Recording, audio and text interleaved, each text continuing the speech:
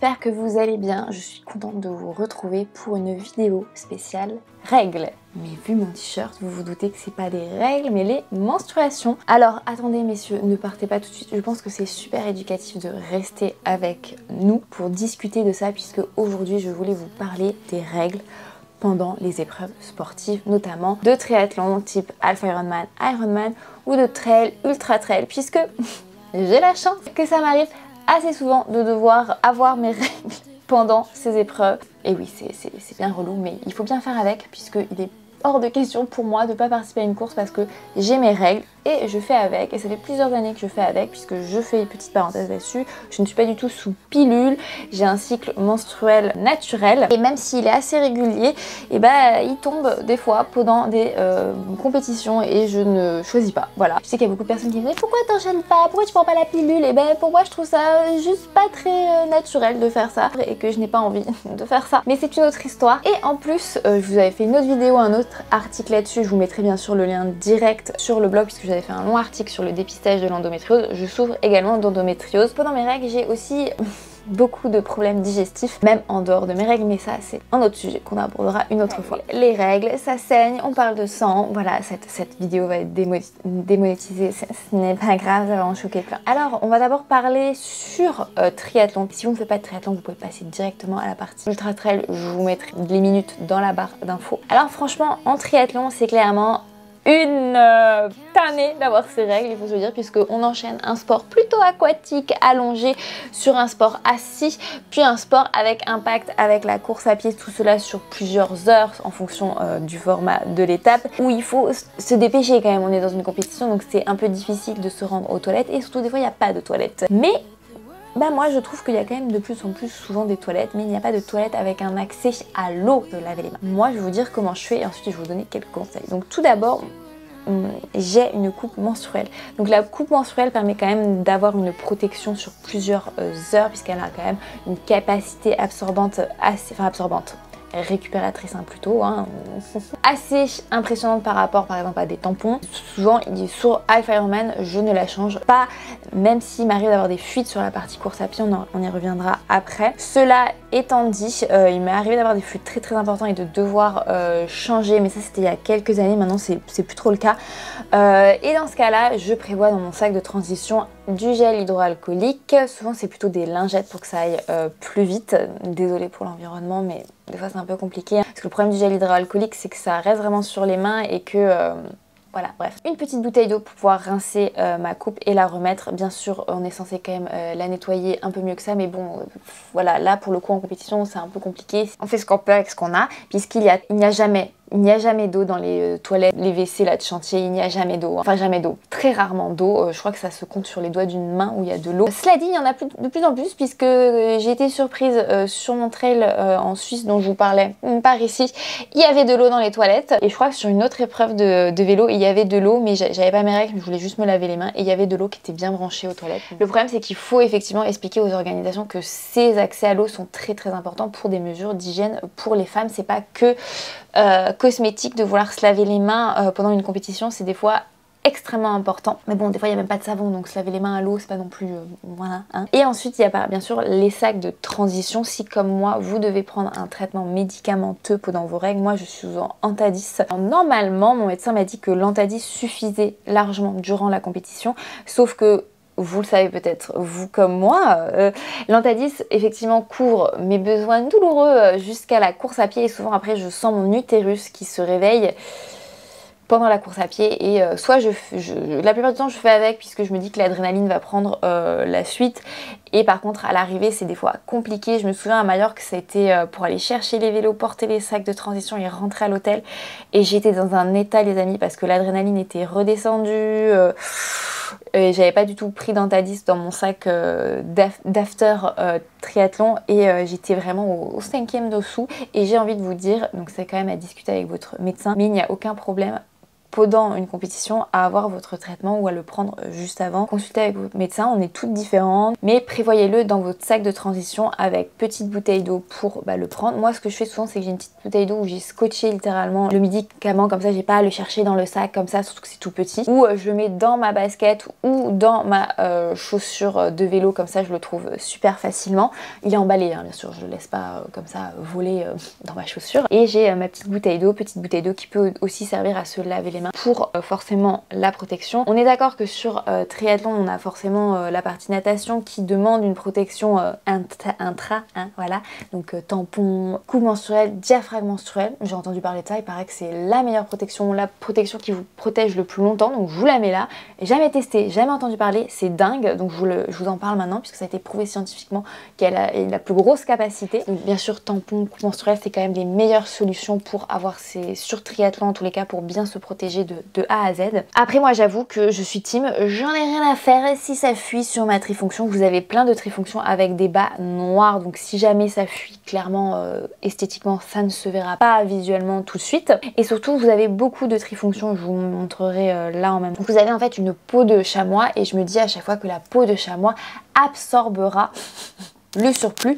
Et écoutez, sur vous le dire puisque c'était il y a quelques semaines, ça l'a fait sur mon Half Ironman de Majorque. Ça fonctionne, ça a bien absorbé, je n'ai eu aucune fuite visible de l'extérieur. Sur des trifonctions qui sont plutôt pour du longue distance, c'est vrai que sur les trifonctions qui sont sur des versions des formats olympiques ou XS ou sprint hein, bien sûr, souvent il n'y a pas de peau de chamois hein. Vous passez tellement peu de temps sur le vélo que les fabricants ne mettent pas de peau de chamois sur ces trifonctions là, mais peut-être que si vous faites ces formats là et que vous avez une trifonction pour les formats plus longs, mettez-la exceptionnellement sur votre format court pour avoir cette protection là, puisqu'il ne faut pas non plus se dire oui qu'il faut absolument une protection menstruelle dans votre trifonction. Je trouve que la peau de chamois fait très bien son taf, puisque son taf quand même c'est d'amortir, d'absorber et d'évacuer la transpiration, donc tout ce qui est un peu fluide, le pipi, les traces de caca quand vous n'êtes pas essuyé, quand vous êtes allé au WC, et bien ça le tolère, donc pourquoi ça ne tolérait pas du sang?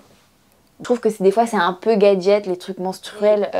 Le problème c'est, est-ce qu'on achète pour une compétition une trifonction menstruelle? Je pense pas, je pense que c'est vraiment trop niche, trop un peu, pas gadget, mais je pense que pour le coup on peut faire avec une trifonction normale si on a une coupe menstruelle qui déborde, voilà. Après moi je pense que si on ne veut pas forcer pour la suite de la compétition, le mieux c'est peut-être des serviettes hygiéniques lavables que vous pouvez insérer, donc comme des sortes de pads que vous pouvez insérer dans votre trifonction. Mais le problème c'est que c'est pareil, si vous la mettez avant la natation, elle sera complètement trempée. Le vélo et la course à pied, donc il faut la mettre forcément juste après la natation en allant aux toilettes, et bon faut tout enlever, machin, c'est compliqué, mais globalement toutes les organisations maintenant prévoient des toilettes pour toutes les courses où vous pouvez vous arrêter, donc n'oubliez pas de prévoir ça dans vos sacs de transition la veille, puisque vous avez souvent pas accès à la zone, au sac de transition le lendemain pour les organisations Ironman, et pour les autres organisations normalement vous y avez accès, donc vous pouvez même le faire si jamais vos règles arrivent le matin même. Ce qui m'était déjà arrivé, je m'en souviendrai toujours, c'était l'Ironman Half Ironman de Vichy.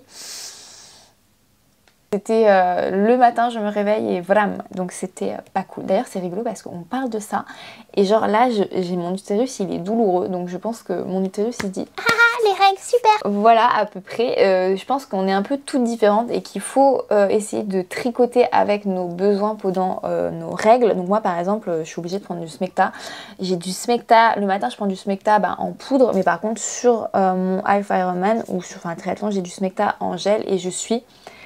Alors je sais, les gens ils disent ouais machin c'est de la tri, mais en fait je suis obligée, sinon j'ai de la diarrhée, j'ai de la diarrhée, c'est comme ça que mon corps fonctionne pendant mes règles, c'est à cause de l'endométriose et je vois pas pourquoi je me priverais d'une compétition parce qu'il y a des mecs qui veulent pas que je prenne du Smecta juste pour survivre, hein. On n'est même pas juste dans le fait de vivre, c'est juste pour survivre en fait. Donc moi il n'y a pas de souci, j'en ai discuté avec mon médecin là-dessus, c'est très important de consulter votre médecin, d'en discuter avec lui, surtout si vous avez un traitement spécifique. Dans mon cas moi c'est l'Antadis, que je répète, j'évite de prendre pendant la compétition. Par exemple, on va parler entre elles c'est un peu différent quand même, hein.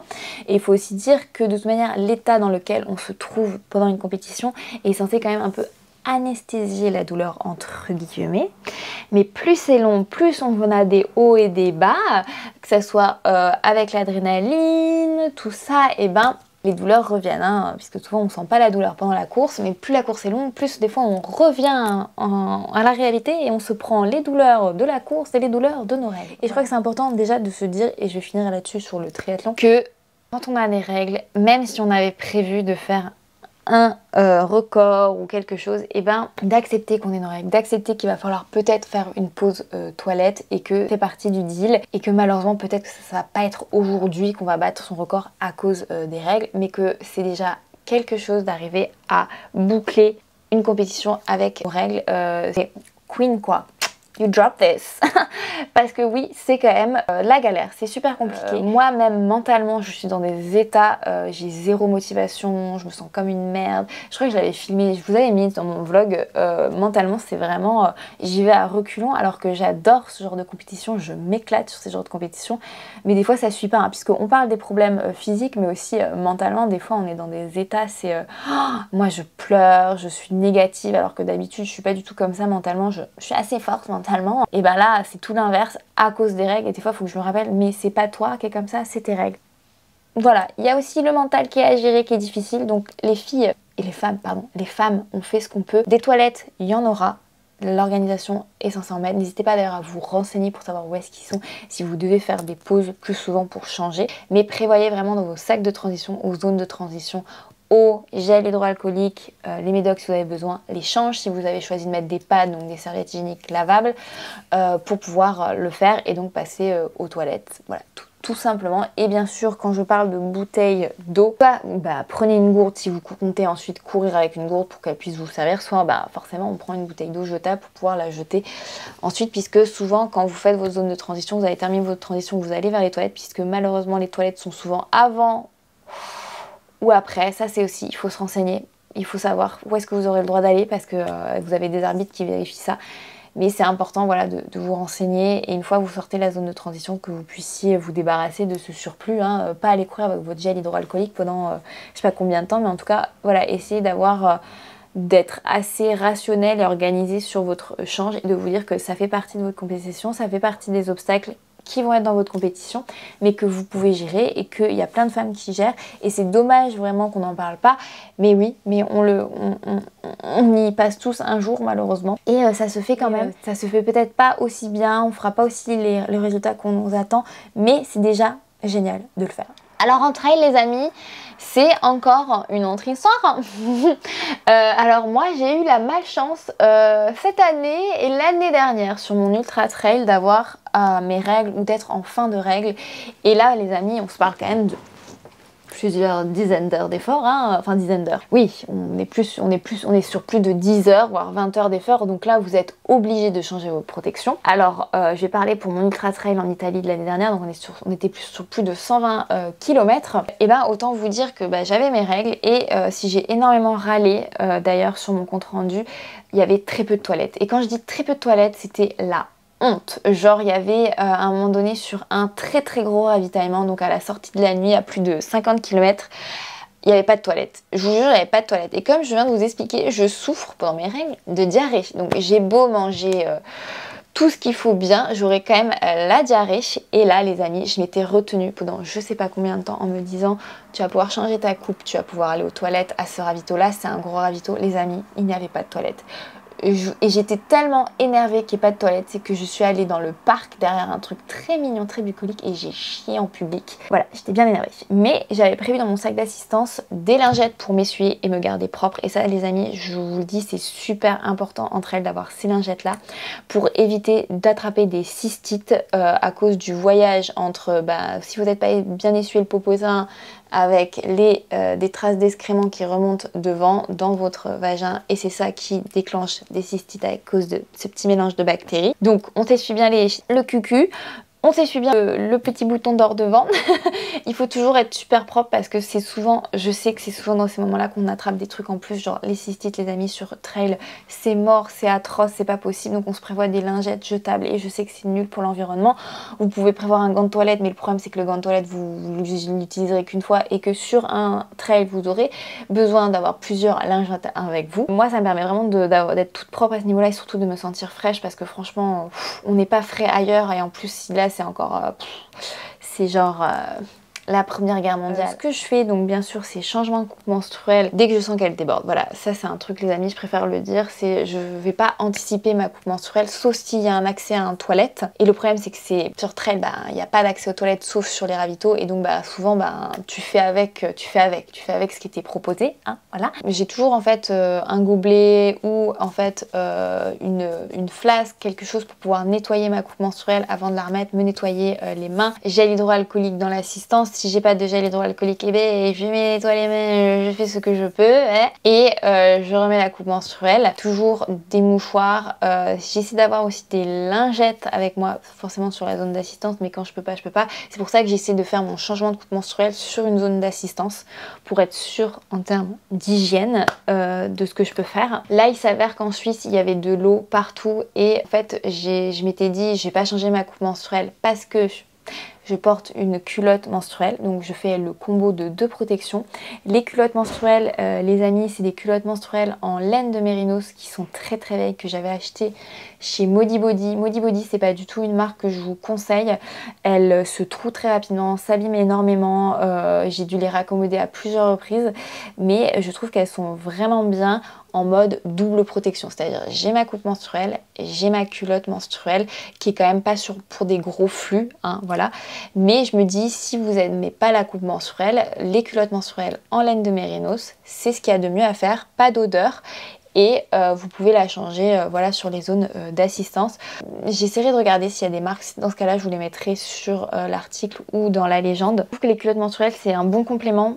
Ou ça peut être une bonne protection clairement puisque vous pouvez la changer. Il vous suffit juste forcément sur les zones d'assistance d'avoir une autre culotte menstruelle ou d'en avoir une sous emballage plastique pour pas qu'elle soit contaminée par les ravitaux, les quoi, dans votre sac de trail pour pouvoir faire un changement et mettre l'autre ensuite la sale.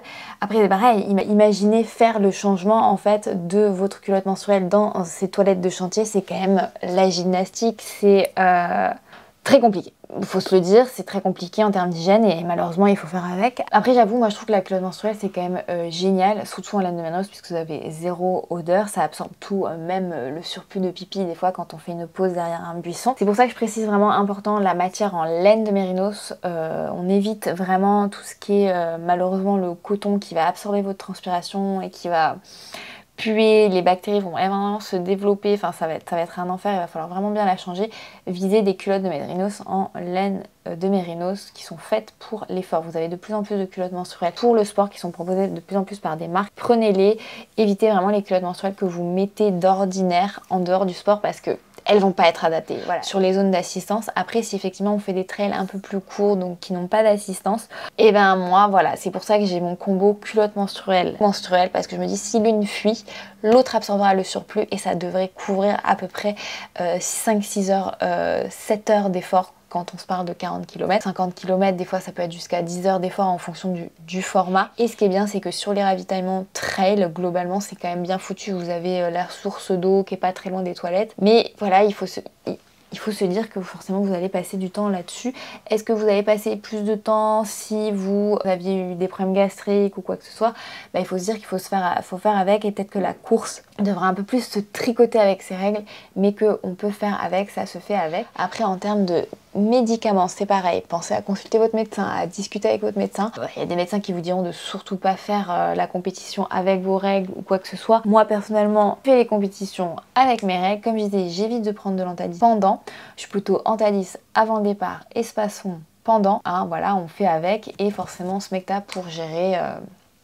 Et ensuite, j'en ai peut-être pas parlé, mais des fois, moi c'est parce que j'ai une endométriose, mais j'ai aussi des symptômes de cystite. Toujours des compléments alimentaires qui m'aident, que je prends avant la compétition, pendant la compétition, et je bois énormément. Et si vraiment j'ai des symptômes de cystite, je vois en fait. Je vois si c'est vraiment cystite ou pas cystite, et c'est très difficile à dire. Mais le problème c'est que mon endométriose fait que j'ai des symptômes de cystite sans cystite. Voilà, c'est pour ça qu'on appelle ça des pseudo-cystites. Moi avant j'appelais ça des cystites d'effort, parce que le fait d'être en en plus en train d'énormément transpirer, ça n'aide pas, hein, vous avez une perte hydrique énorme. Bref, c'est quelque chose qui est encore peu connu, mais je vous en parle, j'aimais ça. Si vous souffrez d'endométriose et que vous souffrez aussi de cystites mais qui ne sont pas relevés, il n'y a pas de bilan biologique positif quand vous faites un test, ça peut être des pseudocystites, ça peut être lié à votre endométriose, et dans ce cas-là, bah, c'est complément alimentaire et Doliprane pour la douleur. Et je sais qu'il y a des gens qui disent oh, mais tu prends du Doliprane pour la douleur? Oui, alors en fait, je prends pas les Doliprane pour performer mieux, je prends des Doliprane juste pour ce symptôme que m'amènent mes règles. Voilà, c'est pas la même chose, hein. On va pas commencer à dire que c'est de la triche. J'aimerais juste des fois que les mecs ressentent ce qu'on ressent, et on verra si c'est vraiment de la triche de prendre juste un Doliprane pour mettre un pied devant l'autre et pas pour performer mieux. Voilà, hein. Il y a quand même une grosse différence là-dessus, et il faut pas se dire que c'est de la triche quand on perd du sang et que on chie. C'est pour ça que j'ai du Smecta en gel, c'est comme pour le triathlon, sauf que là j'ai du Smecta en gel littéralement tout le temps avec moi. Les Doliprane souvent c'est que sur les zones d'assistance, je me trimballe pas avec ça parce que justement je me dis c'est que en dernier recours si vraiment...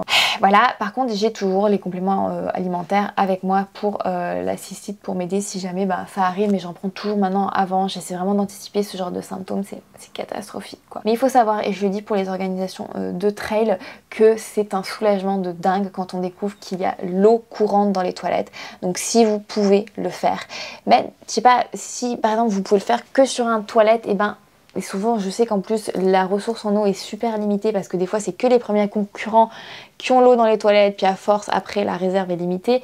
Faites attention au PQ s'il vous plaît, on a besoin de ce PQ, enfin genre c'est... Je sais qu'il y en a, ils disent ouais c'est bon, on est à la guerre, au trail, machin. C'est pas pour être à l'aise dans notre culotte, c'est genre juste, on peut pas foutre nos doigts à l'intérieur, c'est sale quoi, on a du sang à essuyer, enfin voilà, je veux dire c'est pas pour le plaisir quoi qu'on le fait, et franchement, toilette avec eau, du PQ, juste du PQ, ou genre que des bénévoles et des lingettes spéciales hygiène intime, c'est vraiment des fois c'est super, qu'ils peuvent dire excuse-moi, que ça soit à dispo et que les femmes peuvent demander, ou je sais pas, ou par exemple qu'il y a un petit panneau en disant vous avez vos règles, demandez bénévole, je sais pas. Franchement des fois c'est juste des aménagements mais qui rendent vraiment un confort génial, et quand j'y pense c'était justement sur ce trail en Suisse, il y avait du PQ, il y avait de l'eau. Alors après, je sais pas si c'était dans tous les toilettes, mais là, dans celui où je me suis arrêtée et que ma coupe menstruelle fuyait, que je m'étais dit qu'il fallait que je fasse une pause, que je regarde le bazar, si c'est vraiment la bombe atomique là-dedans, ou si ça allait passer pour les prochaines heures. Spoiler, ça n'allait pas passer pour les prochaines heures, et j'ai une chance de ouf parce que il y avait de l'eau. Il y avait du PQ dans ces toilettes-là. Je peux pas dire que c'était sur toute la course, mais sur le toilette où je suis allée, c'était nickel. Et je suis retournée sur un autre toilette au milieu de la nuit. C'était la dernière zone de ravito avant l'arrivée. Les toilettes étaient dans un refuge, c'était nickel, il y avait du papier, il y avait de l'eau. Je pense que c'est un truc qu'il faut vraiment s'en assurer sur les trails parce que...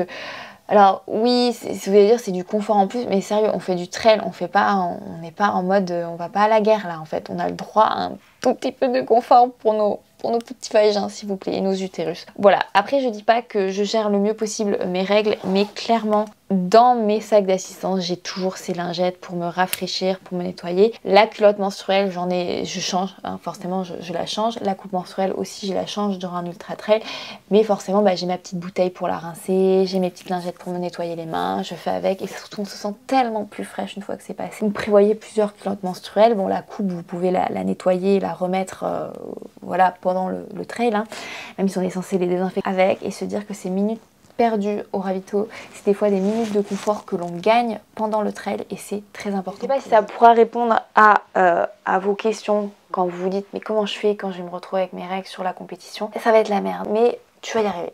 Tu vas y arriver et il faut tenter. Et si jamais ça déborde, et ben les amis, ça débordera. Franchement, entre elles, il y en a qui pissent le sang, littéralement, ils sont tombés, ils continuent quand même. Moi, je trouve qu'il faut porter ça comme de la peinture de guerre et se dire qu'on devrait être fier, mais fier d'aller quand même affronter cette distance, cet Ironman, ce trail, malgré qu'on pisse le sang. Moi maintenant à chaque fois je me dis mais ça déborde, mais j'en ai rien à foutre. J'en ai rien à foutre si ça saigne. Et si ça dérange les gens, je dis mais est-ce que ça te dérange quand quelqu'un saigne du nez ou c'est ouvert le genou en tombant sur un caillou entre elles et qui saigne et qui termine quand même? Bah non, au contraire, on dit ah c'est un warrior et tout. Pourquoi je serais pas un warrior avec mes règles? Par contre les filles, s'il vous plaît, ne laissez pas un tampon dans la nature. Ça c'est un no-go. C'est vraiment, non, le tampon on le ramène avec soi, on l'emballe dans un mouchoir, je ne sais pas. Mais par contre on ne lâche jamais. Autant je veux dire vider sa coupe menstruelle dans la nature, admettons, hein, le sang c'est plutôt biodégradable quand même. Pas de protection hygiénique dans la nature, jamais, jamais, jamais, jamais, jamais, jamais. J'ai oublié de le préciser, mais vraiment s'il vous plaît les filles, ne faites pas ça entre elles. C'est comme les mouchoirs, c'est comme les pauses machin, on fait avec ce qu'on a, je sais, mais prévoit peut-être une poche plastique pour le mettre dedans pour le transporter en toute sécurité. Après effectivement, si on ne veut pas mettre les doigts à intra, bah, le tampon avec applicateur c'est quand même la meilleure solution. Hein, voilà, et c'est pareil, poubelle, tout ça, on ne met pas ça dans la nature. Comprendre hein, les femmes qui ont peur de la coupe menstruelle, ça je peux. Mais ouais, tampon avec l'applicateur quand on peut pas se laver les mains, je pense que c'est la meilleure solution. Nous on met sur les zones d'assistance et on fait les changements pendant les zones d'assistance. C'est vrai que j'ai pas de solution X ou Y de vous dire il faut faire ci, il faut faire ça. Il faut trouver la solution qui vous convient. Ne pas hésiter à envoyer des questions à l'organisation pour savoir sur quel ravito vous êtes 100% sûr qu'il va y avoir des toilettes. Ensuite n'oubliez pas que vous n'êtes pas censé porter autant d'heures certaines protections, donc c'est important de le changer si que ça déborde ou que ça déborde pas. Pensez-y, hein, c'est très important. Mettez en place votre stratégie, mettez en place des mesures d'hygiène qui font que vous allez bien. Prendre vos médicaments, votre traitement contre vos douleurs de règles, vos SPM, votre endométriose, ce n'est pas tricher, c'est juste survivre. Et n'hésitez pas aussi à militer, c'est-à-dire à faire remarquer des fois à l'organisation, parce que souvent ils envoient des questionnaires ou ils vous demandent des choses à l'arrivée. Dites-le, oui vous n'avez pas prévu, parce que des fois les hommes n'y pensent même pas. Et c'est pas en fait de l'ignorance, c'est qu'ils y pensent. Oui c'est ça, si c'est d'ignorance, mais c'est pas de l'ignorance genre négative pour vous blesser, c'est vraiment de l'ignorance pure parce qu'ils ne savent pas. Il faut se dire que c'est un sport qui a été dominé par les hommes, que les femmes arrivent et ils n'y pensent même pas. Donc c'est important des fois de se faire ce retour, de poser des questions, d'amener ces problématiques et de ne pas en avoir honte et vraiment de les exposer, de les extérioriser. Parce que moi genre... je l'ai dit, hein, genre le premier truc que j'ai dit à la fin de mon ultra l'année dernière, c'est les toilettes. Les toilettes, oh putain, c'est pas possible, c'est la honte quoi qu'il y avait si peu de toilettes. Et de ne surtout pas en avoir honte. Voilà les amis, j'espère que cette vidéo vous servira. Et si vous êtes un monsieur qui est arrivé jusqu'au bout et que vous faites partie d'une organisation ou que vous avez votre femme qui participe à des courses, et ben voilà, j'espère que vous serez un peu plus tolérant et à l'écoute parce que on est des warriors quand même de réussir à faire ce qu'on fait malgré nos règles. À chaque fois que je finis un trail avec mes règles, je me dis... plus jamais, et souvent en fait mon corps il me refait le coup juste après, il me dit eh mais tiens, pour ton premier cycle ce sera de nouveau pendant une compétition. Je rigole, mais c'est vrai que cette année j'ai vraiment pas eu de cul, mais bon c'est pas grave, c'est pas grave. Bon, voilà, je vous fais plein de petites bises, pensez à vous abonner à ma chaîne YouTube ou à mon compte Instagram ou à mon compte Strava, parce que sur Strava j'ai aucune honte, je dis ah bah ça c'est mon premier jour, c'était une catastrophe, et ben voilà, on en parle de règles, on s'en fiche, c'est un sujet qui ne devrait pas être tabou, hein. On devrait pouvoir en parler comme on parle de livres. Voilà. Je fais plein de petites bises et je vous dis